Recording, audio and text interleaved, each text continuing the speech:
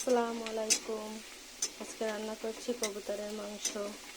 প্রথমে পেঁয়াজটাকে সুন্দর করে ভেজে নিচ্ছি লাল লাল হালকা বাদামি কালার করে।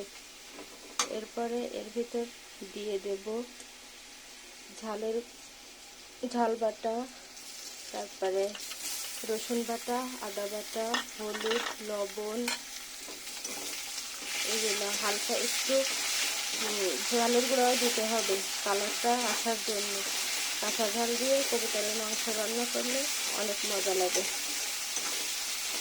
এবার মশলাটাকে সুন্দরভাবে কষায় নেব,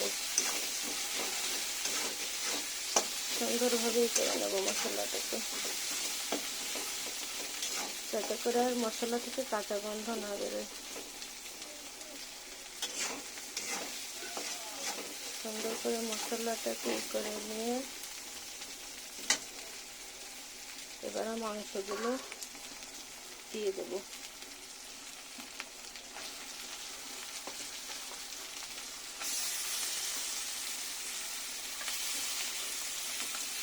এবার সুন্দর করে মাংসটাকে মশলার সাথে কষিয়ে নেব।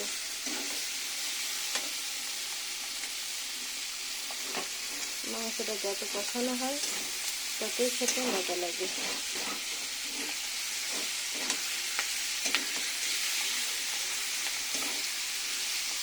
সুন্দর করে মাংসটাকে কষিয়ে নেব।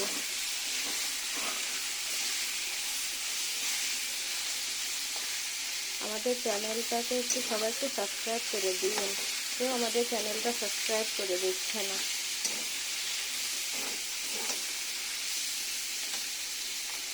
আচ্ছা, আল্লাহ হাফেজ।